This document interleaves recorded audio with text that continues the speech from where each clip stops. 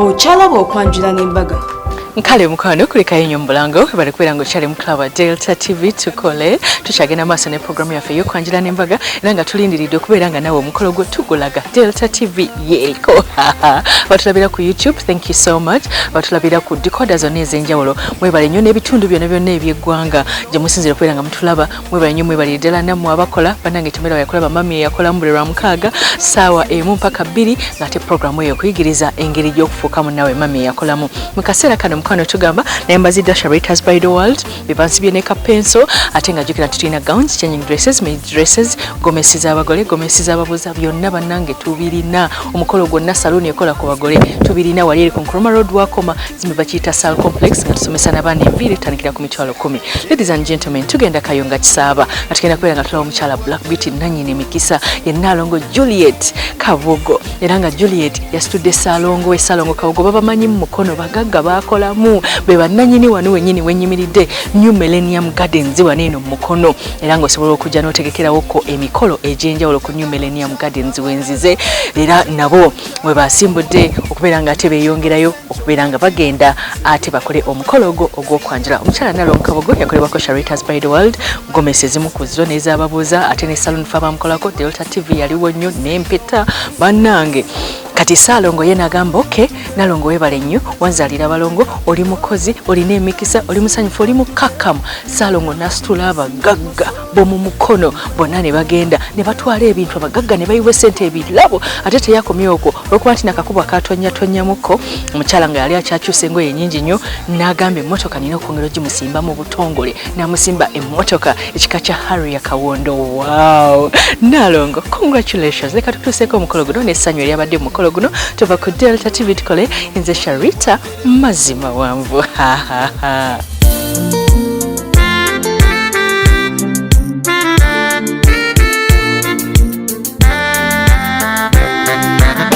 Sure, you should be arrow baby straight to the heart. Ogenda no tunulira nze nesabalala. And slowly I might be falling in love. I will never ever take it for granted. Tu baba birine yo jokesereza. You want it on the beat alone ne kombelera. Ononya kamera nga tenza jirina. Walero nino kukulaba. Sebuli tendina kito baby. Omukono gwendina mugo baby. Sebuli tendina kito baby. My baby pretty pretty like a rose flower. Kamba nyo bikulu. Nduri gazi.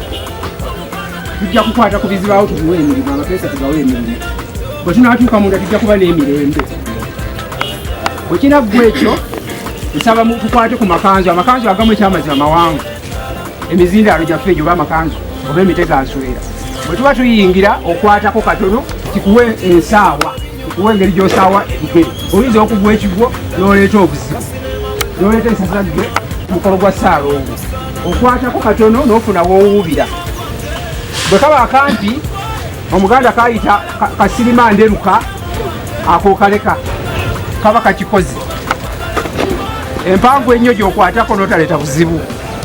Toyanza nnyo olw'enteekateeka eno toyanza nnyo olwa mukwano gaffe ate omwogezi waffe ku sayidi yaffe tusabe Mukama gwoba otukulemberamu byonna.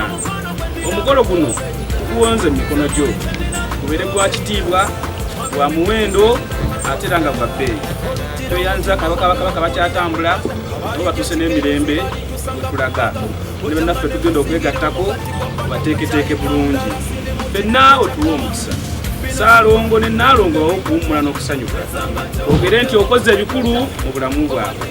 Kyeva nsaba nti n'omukisa gwa Katonda ayinza byonna ogwa kitaffe n'omwana n'omwoyo omutukuvu abooluganda gubeere nammwe gubeere ku Ssalongo kubanga ate era ye Mukama waffe atukulembedde mu nsonga eyo.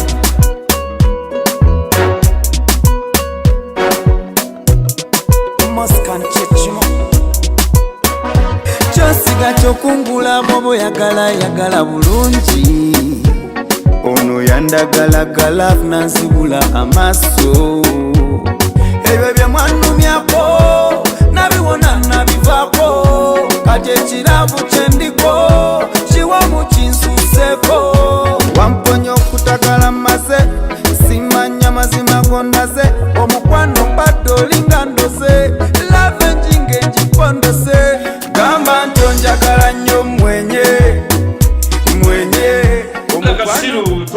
wansukira alabika n'aba mwogezi katuwulire kusanga kyatitte nange asanze bannange mwebali sebo kitange mpulira kandi mu 5 ekumi likwata mpawo mpulira musajja wa kabaka yegwe kenyini atembesa abantu abo kale njankubuuliza musajja wa kabaka mutambudde mutya kitange tuli kimenyedde wenjogerera okusinzira ku mutaka nkokola muzzukulu wa gabonge sagala buwaya kizito yakulembedde sebo tuli naye kyamazima sijja kumala budde nga mutika agula legingi mwana nga obulenzi katumu akutembeete mpolampola tuse kizito ate toyogere mu maaso n'omukulu sebo mukulu otumye namwandu gwesiba kibukutu nze mbagwa abeewomba wapi ne bampa engalo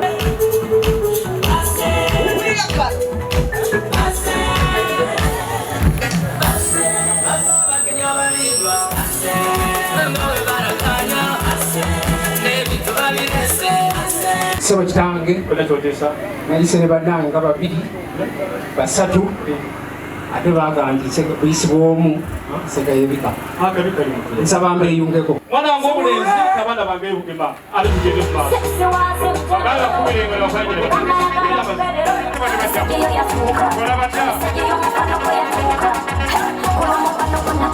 abagabo musawo wengalo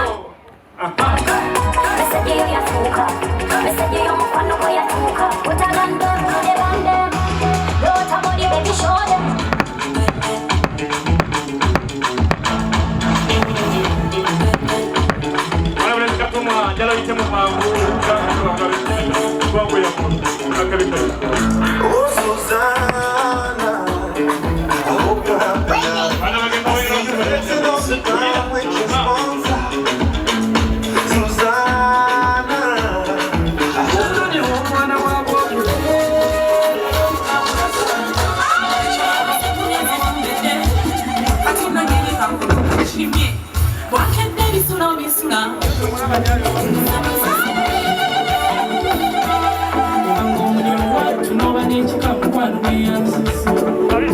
Ine kwanga Buganda Diamanyi wanyu igwanga lyaffe kwetwolola ensi yonna Abaganda twesimye nnyo olwa Buganda yaffe ekitiibwa kya Buganda kyavadda naffe tukikuumenga.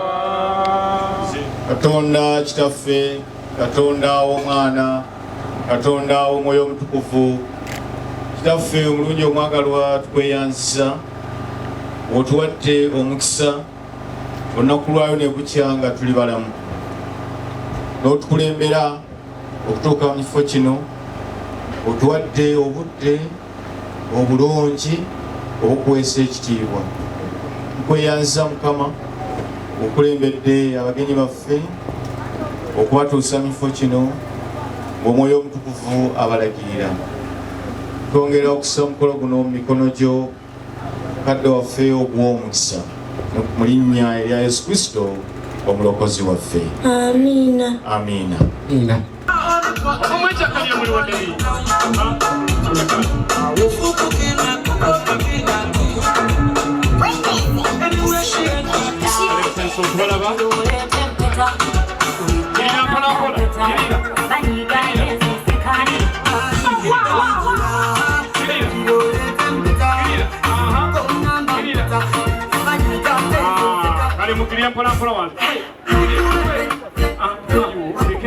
Are you good?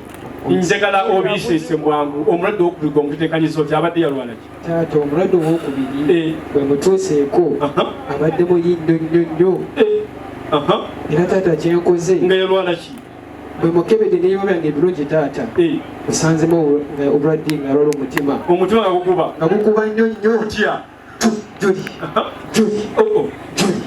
kyekyokka obulidde abasawo naweerera tugende maaso taata omulwadde oyo genza okulaba okumwekebejja ennyo ennyo taata nga nanga nsusseeko nga engeri maze emisuubiza nga ejja ku masters taata nga ndina omuweereza omusawo okugwa nsingako musawaani oyo bamuyita musawo Juli. Kyogamba musawo Juli yajja okusobola omukalako obulungi.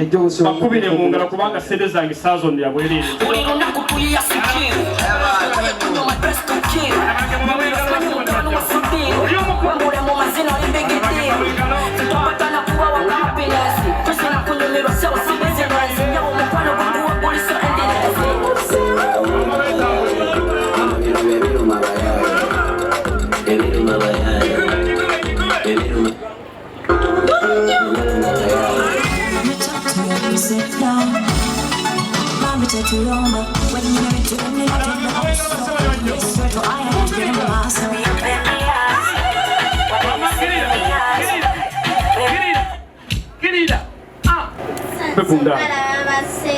Naffe tusanyusa okubalaba bannyabo.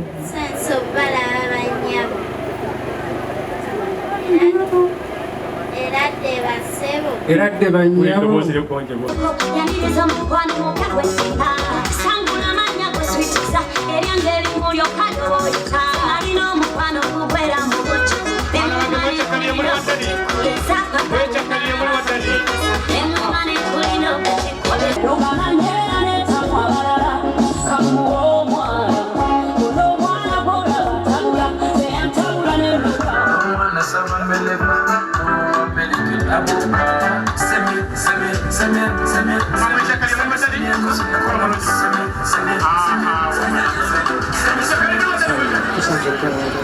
Naffe tusanyusa okubasanga. Tusanyusa okubalaba bannyabo. Eradde bassebo. Ndi bassebo. Eradde bannyabo. Mukuliko amakubo. Tugayiseemu. Tubagulisa agaffe ge nali nnyo. Abo boolaba bakulya sako za kuno zonna kale oba osooteeka mu sako akabi kali mukulwa. Mukulu kamba tungira ensawo.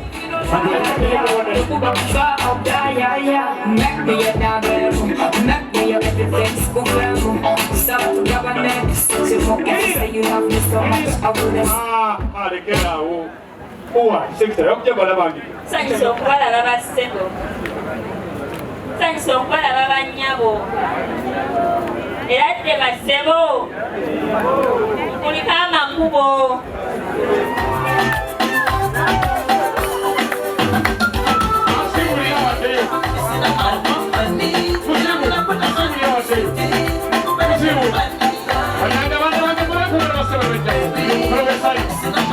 Masaya anamwemu oliyolwa bimu olumu atya timuleete ensonga yammwe wayogera Mukama. Kyogamba olina ensonga. N'agenda mu maaso n'agamba nti mwolese ensonga zammwe ez'amaanyi bw'ayogera Katonda wa Yakobo. Mukulu Mukama akongera amagezi okumanya n'okutegeera. Mukulu oyongera okulamulira mu ntebe eyo mbugeeramula. Ekyamazima mukulu ekituleese mu maaso go tetuli bannakyeyigize mu mpyazo mukulu kubanga nziise empya kubanga ekyamazima mwasimbira omutuba. Era mukulu ekituleese wano nsonga ya buwangwa ya nnono nga n'eddiini tegisuula muguluka. Bwe banga erimu eddiini abeewo bakubira engalo. Mukulu omwana w'obulenzi atudde buyi buno si mulala nga oyo muto wange.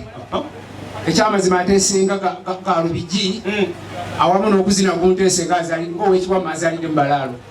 Naye ng'ekyamazima mukulu ensonga emuleese mukulu abadde atutamye.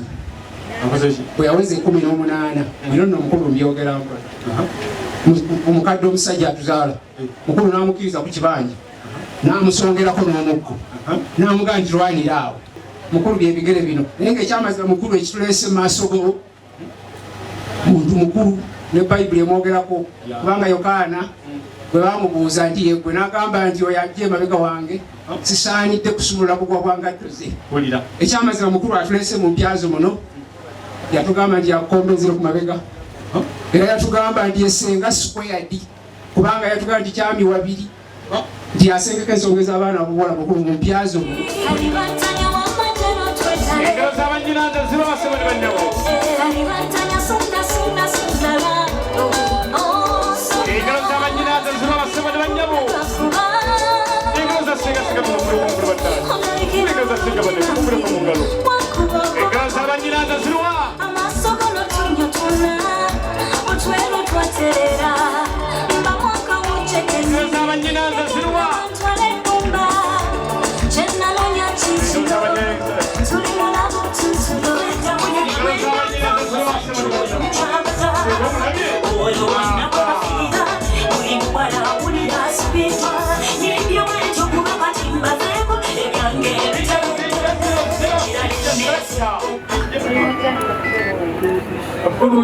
nga badde nkwebukira senga totukulisa tuleke mwanyinaze omulungi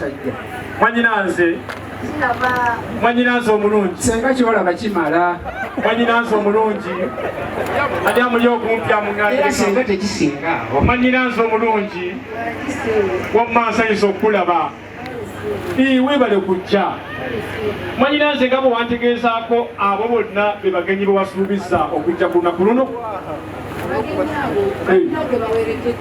balina gwe bawerekeddeko wamma kyogamba singa nkuwasa ki olaba bulungi osobola okgenda n'omundaga wamma talaba bulungi wamma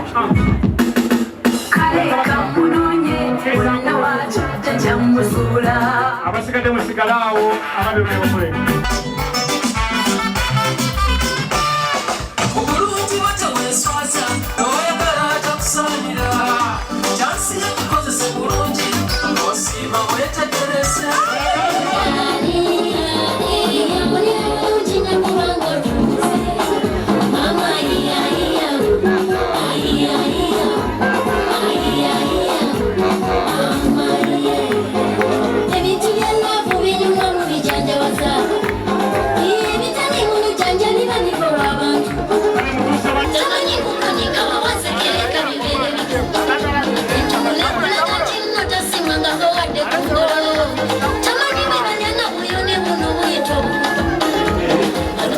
kujja basaba nga tubegayirira mutuyambeko era nga tulungamya tubeeremu omukolo tugwisa mwangu mulabye 18 alikozesa leero oyo alina simayiro yakugembe yennyini awo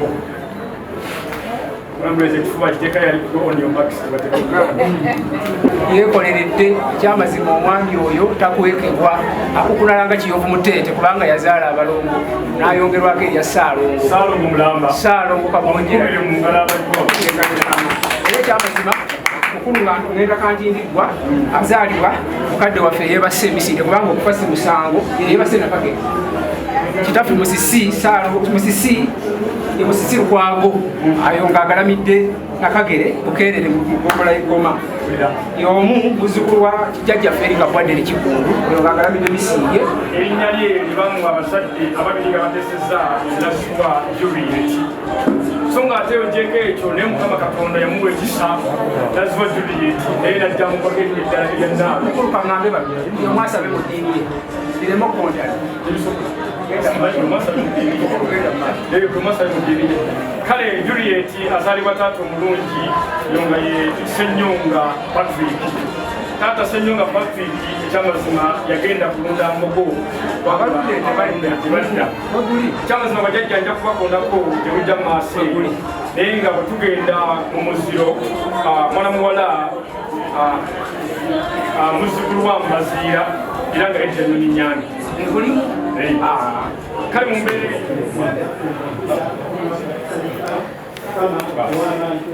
tuli ku Ntabaluganda Kakamakabu taata tolamu mu kibbo ekyo kati sokoleke wetumaliriza okubanga embeera yaffe tunywa omukisa ero senti yaffe eyabako tugenda kukozesa service place ziri bizi yawo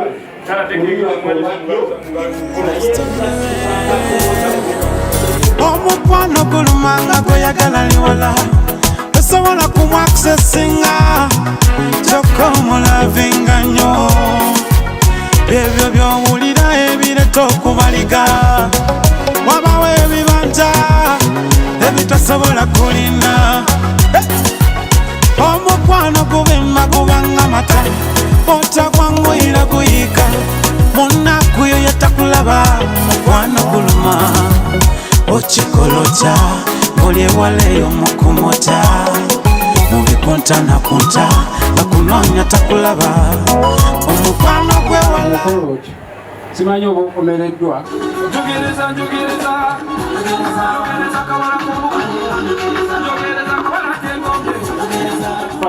ekyokubiri fire ekyokubiri ndeese ekita nguleetedde mu kita nga kyenjagala kite ensonga zonna eziyinza okwekwata wakati w'abaana abo ab'obulenzi n'omuwala omwana w'obulenzi n'omuwala oyo era mukulu kuliko oluyina okulaga nti ekyokunywa kino kyavudde mu kitooke kino era n'okusa ekitibwa mu bakulu so sakyo kyokka naye omuzingoonyo guli munda okulaga nti guno omukolo gwa ssanyu bwe gubeera gwa nnaku omuzingoonyo guba kungulu mukolo tugende mu maaso bakubira engalo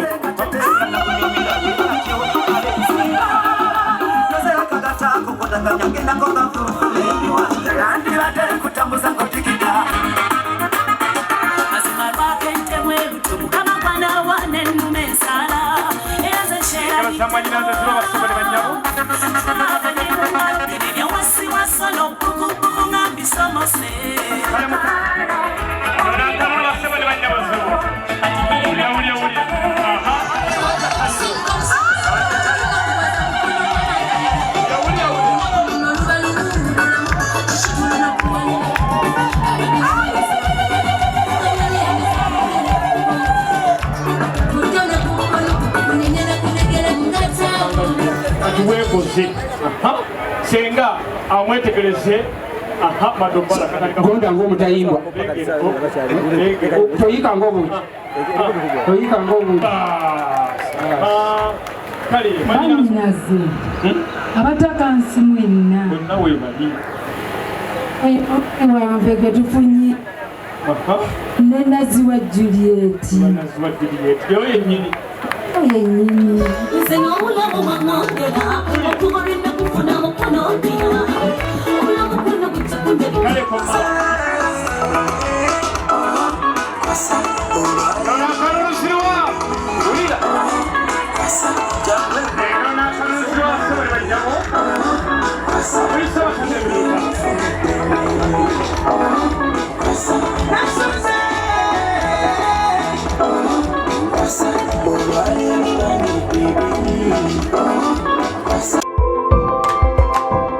Okyalaba okwanjula n'embaga.